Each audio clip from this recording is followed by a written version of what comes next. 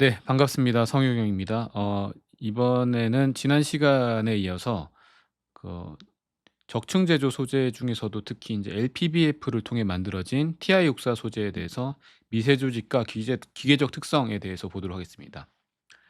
먼저 보실 것은 스캔 전략에 관한 것인데요. 특히 일반적으로 이제 LPBF 방식에서 가장 중요한 것들은 일단 그 레이저 파워가 얼마가 돼야 되느냐가 중요하고, 그다음으로 중요한 것은 스캔 스피드가 얼마가 돼야 되느냐. 그다음으로는 이제 레이어 thickness 이렇게 되겠고, 또 중요한 건 뭐 해치 풀 스페이싱 뭐 이런 것들이 되겠습니다. 그래서 한번 이렇게 빔이 지나가게 되면, 보시는 것처럼 이렇게 한번 빔이 인제 지나가게 되면은 요런 식으로 스캐닝 풀이 만들어지게 되고, 이것에 대해서 우리는 멜트 풀이라고 이야기합니다. 그래서 멜트 풀의 너비랑 그다음에 깊이가 중요한 인자가 되겠고, 그다음에 이 둘의 간격을 우리가 인제 햇지 스페이싱 한 번 지나가고 그다음에 어디로 지나갔느냐를 햇지 스페이싱이라고 하고, 그 겹치는 만큼, 그러니까 이게 만약에 완전히 둘이 떨어져 있으면은 서로 잘 붙지 않겠죠. 그래서 어느 정도 겹쳐야 되니까 이 겹치는 간격을 우리가 오버랩이라고 이야기하고요. 그래서 나오는 바운더리가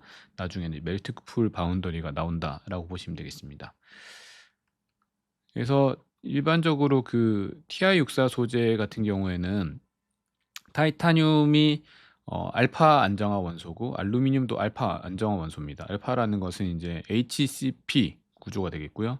그다음에 바나듐은 베타 안정화 원소입니다. 베타는 이제 BCC 구조가 되겠습니다. 그래서 TI64 소재는 그 듀얼 페이즈로 구성되어 있고요. 알파상과 이제 베타상이 잘 혼재되어 있어서 우수한 특성을 나타냅니다. 고온에서는 베타상이기 때문에 980도 또는 뭐 994도, 이거는 뭐 그 계산에 따라 좀 다르긴 한데, 요 온도 위쪽에서는 인제 베타상이라고 우리가 이야기를 하고, 요 온도 밑으로 내려오게 되면은 그 듀얼 페이즈로 존재를 하게 됩니다. 그래서 만약에 바나듐 함량이 4% 보다 적었다면 알파상, 단상으로 존재했겠지만 4%에 있기 때문에 듀얼 페이즈로 같이 존재를 하게 됩니다. 근데 이제 적층 제조 소재 같은 경우에는 그 굉장히 빠른 냉각 속도로 그 미세 조직이 만들어지기 때문에, 특히 이제 알파 프라임 마르텐사이트 상 같은 것들이 많이 생길 수 있습니다. 그래서 이런 것들은 미세 조직적으로 좀 특이점이 있다라고 보시면 되겠습니다. 그래서 아까 말씀드렸던 스캔 그 전략에서 가장 중요한 게 이제 그 여기 나온 에너지 덴시티, 이 값이 되겠는데요. 에너지 덴시티를 결정하는 인자가 이제 3 차원적으로 봤을 때는 여기서 레이저 파워에다가 스캔 스피드, 햇지 스페이싱, 레이어 티크니스, 요 세 가지를 이제 나눠 준 값이 되겠습니다. 그래서 레이저 파워랑 스캔 스피드가 보통 많이 고려하는 인자가 되겠고, 조금 더 디테일하게 들어가면 햇지 스페이싱과 레이어 티크니스도 같이 고려를 해서 이러한 그 에너지 덴시티를 조절할 수 있습니다. 예를 들자면 여러분들이 높은 파워로 만약에 적층 제조를 한다면은 하고, 그다음에 빠른 그 스캔 스피드로 지나간다라고 하면은 이 둘 다 높기 때문에 여기에서는 뭐 중간 정도의 값이 나올 것이 되겠고요. 만약 여기에서 굉장히 높은 파워로 하고 낮은 스캐닝 스피드로 하면은 에너지 덴시티가 높아질 것이고, 레이저 파워를 낮게 하고 그다음에 스캔 스피드를 빠르게 하면 이 값은 높아지니까 전체적인 에너지 덴시티는 낮아진다라고 보시면 되겠습니다. 요렇게 정리를 할 수 있겠고요. 냉각 속도는 뭐 DED나 LPBF, EPBF 이런 모든 것에서 굉장히 빠르기 때문에, 그래서 엄청나게 빠른 냉각 속도로 만들어져서 그런 그 관행 조직이 만들어진다라고 이야기를 할 수가 있습니다. 그래서 일반적으로 보시면은 이런 그 여기에 그 굉장히 그 침상형의 그런 알파 프라임이라고 하는 마르텐사이트 조직들이 적층 제조했을 때 잘 만들어지는 걸 알 수 있고요. 또 어떤 경우에는 베스킷 위브, 이렇게 이런 그 바구니를 짜 놓은 것 같은 이런 형상들도 잘 나타납니다. 또 베스킷 위브는 또 다른 말로는 사실은 일반 위드만 스태튼 조직이라고도 많이 이야기를 하고 있습니다. 그래서 조금 느린 냉각 속도에서는 위드만 스태튼이나 베스킷 위브 마이크로 스트럭처가 많이 만들어지고, 빠른 냉각 속도로 가면 알파 프라임 마르텐사이트가 많이 만들어지는 것을 알 수 있습니다. 일반적인 로트제에서는 알파 이 흰색으로 보이는 알파상이랑 그다음에 이렇게 섞여 있는 라멜라 구조, 알파 플러스 베타 구조가 이런 식으로 나타나고, 이러한 그 그레인들은 EQXD 그레인들로 나타나고 있습니다. 하지만 적층 제조했을 때는 그런 형상들이 없고 굉장히 관행 조직들이 있는 것을 알 수가 있고요. 만약에 이제 밀어닐드 일반적인 그런 조직을 보게 되면은 여기 보시는 것처럼 EQXD 알파랑 여기에 약간 회색으로 나타나는 라멜라 알파 플러스 베타 이런 조직들이 있다는 것을 알 수가 있습니다. 그래서 적층 제조의 미세 조직은 일반적으로 우리가 만드는 소재의 미세 조직과 굉장히 차이가 있다라는 부분을 아실 수가 있습니다. 그래서 냉각 속도가 굉장히 중요한데요. 여기 보시는 것처럼 퍼니스 쿨링, 굉장히 느린 속도로 냉각을 했을 때는 여기에서 이런 마이크로 스트럭처가 만들어지고, 이런 바운더리, 커다란 이 단위를 우리가 콜로니라고 합니다. 그래서 콜로니가 있고 이러한 라멜라 조직들이 주로 만들어지게 됩니다. 콜로니랑 라멜라로 이루어진 이런 조직들이 만들어지고요.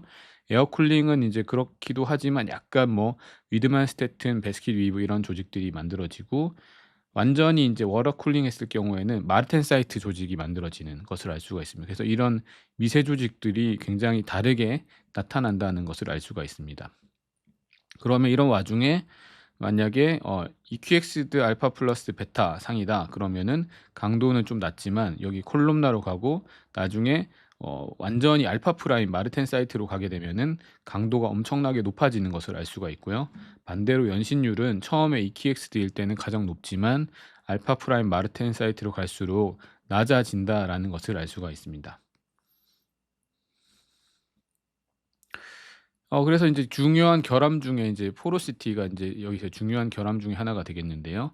결함의 종류는 크게 두 가지가 있습니다. 첫 번째는 인제 파우더 인듀스드 포로시티가 있고, 이건 이제 가스 인듀스드라고도 하죠.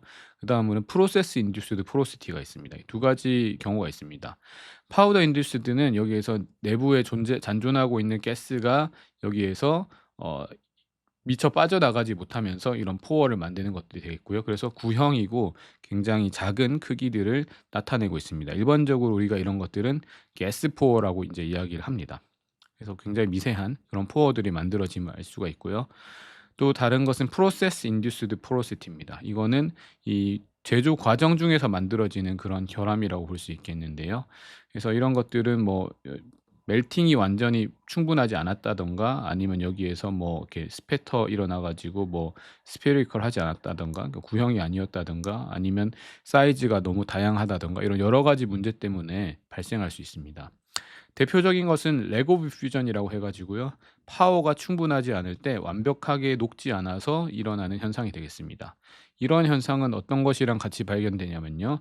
주변의 미용융 분말, 녹지 않은 분말들, unmelted powder와 같이 발견이 되는 것을 알 수 있고, 가장 대표적인 그런 결함 중에 하나가 되겠습니다.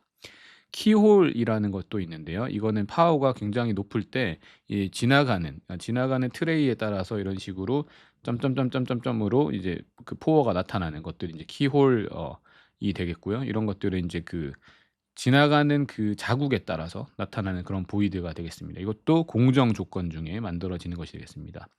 마지막으로 슈링키지 포로시티는, 이거는 완전히 조금 더 거대한, 좀 더 큰 그런 거라고 볼 수 있겠는데, 응고 과정 중에서 완전히 플로우가 잘 일어나지 않아 가지고 어떤 부분이 잘 채워지지 않거나 뭐 이런 부분들이 생기면은 슈링키지 포로시티로 조금 더 크게 만들어지는 것을 알 수가 있습니다.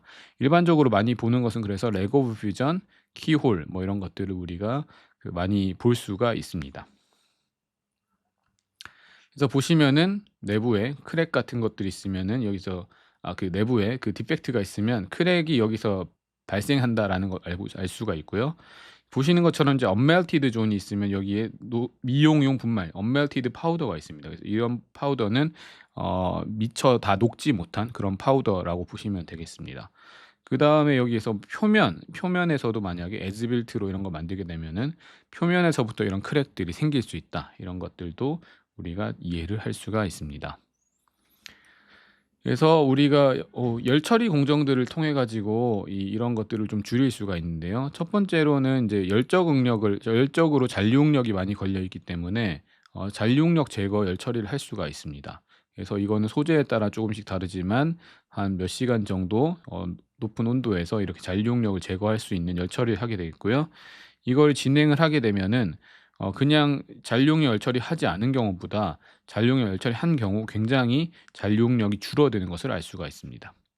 그다음 두 번째로는 핫 아이소스태틱 프레싱이라고 해서 내부에 있는 기공을 줄여주는 그런 공정이 되겠습니다. 굉장히 높은 압력과 그다음에 높은 온도에서 이 압력을 주게 되면은 내부에 있는 포어들이 줄어드는 현상들을 볼 수가 있는데요.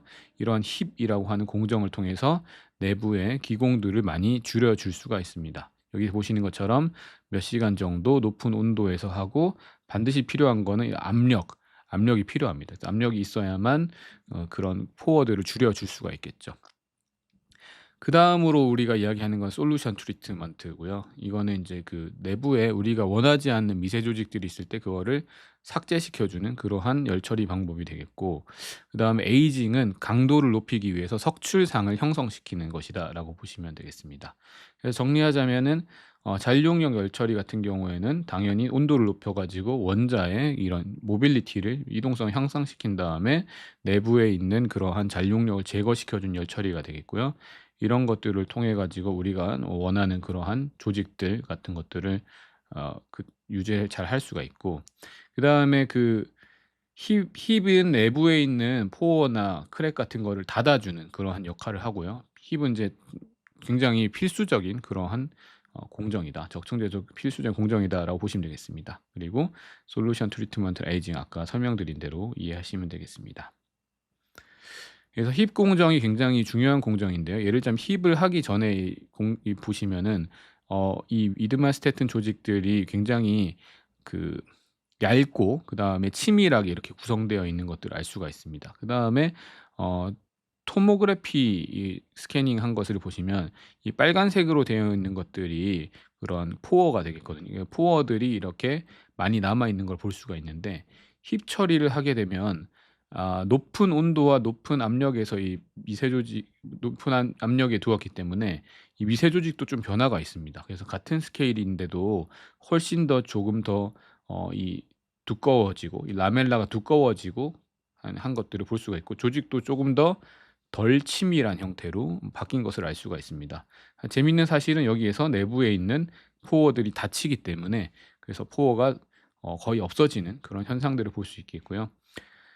여기서 보시는 것처럼 처음에 에즈 빌트 상태는 이 하늘색 그래프, 요 그래프가 되겠는데, 여기서 힙 처리를 하면은 강도는 좀 떨어지겠죠. 왜냐하면은 미세 조직이 변화하기 때문에 강도는 조금 떨어지지만 연신율이 조금 더 늘어나는 그런 효과를 볼 수가 있습니다. 그래서 어 일단은 내부에 있는 포어는 나중에 문제들이 발생할 수 있기 때문에 이런 것들을 삭제시켜 주는, 없애주는 게 중요하다고 볼 수가 있겠고요.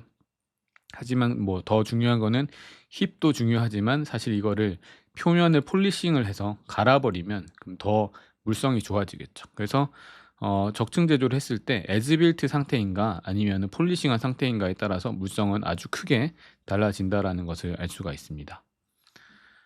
이렇게 보시면 그래서 표면 상태가 아주 중요하기 때문에 표면을 에칭을 통해 가지고 매끈하게 만들 수도 있습니다. 예, 보시는 것처럼 굉장히 울퉁불퉁한 이러한 조직들 표면 상태를 가지고 있는데, 이 울퉁불퉁한 표면을 가질수록 이 외부에 있는 이런 포어들도 분율이 굉장히 높다는 것을 알 수 있습니다. 근데 이거를 만약에 에칭을 통해서 이 부분을 없애주게 되면 이 엄청나게 많은 외부의 포어들이 없어지겠죠. 그래서 그게 사라지면은 훨씬 더 효과를 볼 수 있다. 그래서 단순히 표면 조도를 낮추는 효과뿐만 아니라 이런 것 때문에 양산된 엄청나게 많은 포어를 더 줄일 수 있는 효과가 있어서 이러한 그 케미컬 밀링, 케미컬 에칭은 굉장히 좀 좋은 아주 훌륭한 방법이라고 보실 수 있겠습니다. 그래서 보시는 것처럼 원래 그 아무것도 하지 않은 경우에서부터 시작해 가지고 에칭을 좀 하게 되면은 이렇게 빨간색이랑 이 초록색 보이는 것처럼 아주 훌륭한 물성들을 보이는 걸 알 수가 있습니다. 그래서 거의 뭐 머시닝한 것과 같은 비슷한 훌륭한 물성들을 나타내고요. 그냥 아무것도 안 하고 아무리 힙 처리를 했다 하더라도 이 밑에 보이는 거 보시면은 표면 처리를 하지 않으면은 강도가 좀 떨어지는 것들을 아실 수가 있습니다. 그래서 적층 제조에서 좀 중요한 게 이런 그 이방성을 가진다라는 것도 좀 중요한데요. TI-64에서도 보시면은 이런 식으로 여기 보이는 이런 라인들이 인제 그 멜트풀 바운더리가 되겠고요. 그다음에 여기서 인제 주상정 결정립으로 성장을 하고 있습니다. 그래서 이 사진을 똑같이 보시면은 여기에 보시는 것처럼 EBSD 사진에서 이러한 하나의 커다란 콜룸나 그레인으로 에피텍시얼 그로스, 그래서 그 방향성 응고가 일어났다는 걸 알 수가 있고, IPF 맵을 보시면은 다 이 색깔이 빨간색이다라는 게 뭐냐면은 전부 다 인제 한쪽 방향으로 몰려 있다라는 거거든요. 그래서 001 면으로 몰려 있다. 그래서 001 면이 주로 열방출 방향이기 때문에 이런 식으로 몰려 있다는 걸 볼 수가 있겠고, 폴 피겨 맵을 봤을 때도 001로 완전하게 이런 집합 조직이 엄청나게 잘 형성되어 있다라는 것을 알 수가 있습니다. 즉 적층 제조는 재밌는 사실은 그냥 단순히 모양을 만드는 것에서 떠나서 이 집합 조직을 잘 형성할 수 있다는 게 굉장히 매력적이고, 그래서 이런 조직 제어를 할 수 있다는 부분이 아주 재미있는 그런 부분이다라고 보시면 되겠습니다. 그래서 시편 제조에 있어서도 이방성이 있기 때문에 다양한 방향으로 실험을 해 줘야 합니다. 그래서 단순하게 뭐 수평 방향으로 할 수도 있고, 그다음 수직 방향으로 할 수도 있겠고요. 그다음에 이거를 가지고 만약 봉상 형태일 때는 그냥 수평이겠지만, 판상일 때는 이것도 이 넓적한 부분이 어디냐, 아니 위로 섰느냐, 이런 거에 따라서도 다양한 방향성이 있고요. 만약에 파괴인성 시편이다 그러면은 노치의 방향을 어디로 두느냐에 따라서도 다양하게 이름을 이야기를 할 수가 있습니다. 일반적으로 그래서 많이 하는 것들은 일단은 뭐 호리젠탈, 벌티칼 그 버티칼한 시편이랑 그다음 호리젠탈한 시편이 두 가지, 그러니까 세로로 세우는 시편이랑 가로로 눕히는 시편을 많이 실험을 하고요. 그다음 그 사이사이에 뭐 45 도, 30 도, 60도 이렇게도 각도를 줘서 실험을 할 수도 있습니다. 그래서 이거는 XY 플레인을 자르는지 뭐 XG를 자르는지 아니면 뭐 다른 면을 자르는지에 따라서 이러한 집합 조직들이 다양하게 나타난다라는 것을 우리가 알 수가 있습니다. 그러면은 호리젠탈한 시편이랑 그다음에 그 버티칼한 시편이랑 어떤 것이 더 강도가 높을까를 우리가 인제 생각을 해 보면요. 여기에서 보시는 것처럼 여러 가지 견해가 있는데, 일단은 호리젠탈한 시편, 수평으로 놓은 시편이 강도가 높다라는 견해는 어떻게 되냐면, 여기 보시는 것처럼 수평으로 놓았을 때는 여기에서 그 그레인들이 이렇게 놓인 형태가 이제 위쪽으로 자랐기 때문에 여기에서 훨씬 더 그레인이 작은 것과 같은 효과를 얻게 되고요. 근데 인제 수직으로 나왔을 때는 오히려 반대로 그레인이 커다랗게 된 효과를 가지기 때문에 이 그레인 사이즈가 작을수록 우리가 강도가 높아진다라는 홀 패치 릴레이션십에 의해서 그레인 사이즈가 작게 여겨지는 수평으로 놓은 시편이 수직으로 놓은 시편에 비해서 강도가 우수하다라고 볼 수가 있습니다. 하지만 그 적층 제조는 강도가 이슈가 되는 게 아니라 보통 연신율을 획득하기가 어렵기 때문에, 그래서 뭐 고강도는 이미 앞에서 봤던 것처럼 마르텐 사이트나 아니면은 그런 관행 조직이 만들어져서 충분한 강도를 얻을 수 있거든요. 그래서 그러한 연신율 확보가 더 중요해서 꼭 뭐 강도를 높이기 위해서 굳이 뭐 '호리젠탈로 만들어야겠다.' 그렇게는 크게는 의미가 없다고 생각합니다. 그다음 또 다른 의견도 있는데요. 만약 여기에 시편을 만들었는데 여기 뭐 다른 석출상들이 막 있고, 그래서 이런 것들이 바운더리에서 잘 이렇게 크랙이 생성될 수 있는 환경이 된다면, 이거를 오히려 호리젠탈로 해서 당겼을 때는 여기서 이제 바운더리가 주로 끊어지기 때문에 여기에 더 약하고, 길이 방향 버티칼 또는 롱기튜디널로 했을 때는 이게 그런 게 없으니까 여기서는 끊어지지 않으니까 더 강하다, 더 강도가 높아진다라는 의견이 있습니다. 그래서 두 가지 의견들이 다 공존하고, 하지만 이제 일반적으로 받아들여지는 것은 요거는 이제 시편을 잘 못 만들었을 때 이렇게 되니까, 일반적으로는 어 호리젠탈하게 만들었을 때가 주로 인제 강도가 높다라는 것이 좀 많은 연구자들의 의견인 것 같습니다. 다만 인제 문제는 뭐냐면, 호리젠탈로 만들었을 경우에는 1층 시편, 2층 시편, 3층 시편 이렇게 쌓아서 만들어야 되는데, 그러면은 각각 시편에 대해서 물성이 다르게 나타나기 때문에, 만약에 여러분이 한꺼번에 많은 시편들을 실험을 하고 싶다면은 버티칼, 그러니까 롱기튜디널로 쌓아서 그냥 쌓는 게 아니라 그렇게 이제 만들어서 여러 개를 동시에 평가해 보는 게 더 적절한 방법이다라고 생각합니다. 그래서 일반적으로는 인장 시편을 만들 경우에는 버티컬이나 롱기튜디널 방향으로 주로 시편을 만들기를 많이 합니다. 자, 그래서 우리가 알려진 이러한 그 특성들을 살펴보면요. 이런 제조 방법에 따라 뭐 DED나 아니면은 뭐 EBM이나 여러 가지 이런 방법들에 따라서 강도도 다양하고 그다음에 연신율은 또 우수한 경우도 있지만 엄청나게 낮은 경우들도 존재하고요. 그래서 이런 중요한 거는 적층 제조에서의 우수한 연신율을 얻는 것이 되게 중요하다라고 볼 수가 있겠고요. 인코넬 합금 같은 경우에도 이런 적층 제조한 경우에 다양한 강도와 연신율이 나타났고, 이 파란색으로 표시한 게 일반적인 로트제나 주조제인데, 보시면 아시겠지만 강도가 로트제나 주조제에 비해서 전혀 부족하지 않습니다. 그래서 적층 제조한 것에 대해서 강도는 크게 걱정할 바가 없다. 하지만 연신율은 만약에 이거 공정을 잘못 제어해서 잘못 만들면 포어가 많고 디펙트가 많으면은 연신율이 크게 줄어들 수 있다라고 생각하시면 되겠습니다. 그래서 그런 부분에 있어서 우리가 공정 조건을 잘 제어해서 만드는 것이 중요하다 보시면 되겠습니다. 그다음으로 보실 것은 어 적층 제조에서 이제 피로 특성이 굉장히 중요하다는 이야기들을 많이 하는데요. 왜냐하면은 피로 특성은 주로 표면의 특성이기 때문에 표면에서부터 크랙이 발생할 수가 있습니다. 하지만 적층 제조 시편을 만약에 에즈빌트로 만들게 되면은 앞에서 보신 것처럼 굉장히 울퉁불퉁한 그런 시편들이 만들어지잖아요. 그러면은 피로 특성이 저하될 수 있어서 피로 특성 향상시키고자 하는 그런 논의들을 많이 하고 있습니다. 일반적으로 우리가 알고 있는 것들은 피로 균열 생성과 강도는 어떤 상관관계가 있느냐라고 보면은 생성과 강도는 대략적으로는 선형적인 상관관계를 가진다. 그래서 강도가 높을수록 피로 균열이 잘 생성되지 않는다. 즉 피로 강도 또한 높아진다라고 이야기들을 많이 하고 있습니다. 즉 강도와 피로 강도와 인장 강도는 대략적으로 선형적 상관관계를 가진다. 비례하는 관계를 가진다 보시면 되겠고요. 하지만 피로균열 전파와 강도는 그런 상관관계가 나타나지 않습니다. 그래서 그런 부분들 때문에 이것을 우리가 고민을 해 줘야 되겠고요. 만약에 SN 그 고주기 피로 이 그래프를 보시면은 이 오른쪽에 있는 부분은 우리가 일라스틱 탄성 영역에 대한 것이고, 위쪽에 있는 것은 플라스틱 소성 영역에 대한 것입니다. 그래서 탄성에 대한 것은 우리가 강도로 이야기를 하면 되지만, 이 소성 영역에 대한 것은 보통 연신율이나 변형률로 이야기를 할 수가 있습니다. 이 그래프를 오른쪽에서 보시면 만약에 이 그래프가 굉장히 누워 있는 경우는 스트롱한 소재, 강한 소재는 이 SN 커브 이렇게 누워서 나타날 수 있고요. 덕타일한 소재일수록 이렇게 좀 서서 나타나게 되는데, 그럼 일라스틱 영역에서만 보게 되면은 스트롱한 소재일수록 당연히 피로 강도가 덕타일한 소재보다 높기 때문에 강도가 높을수록 피로 강도가 높다라고 보실 수 있겠습니다.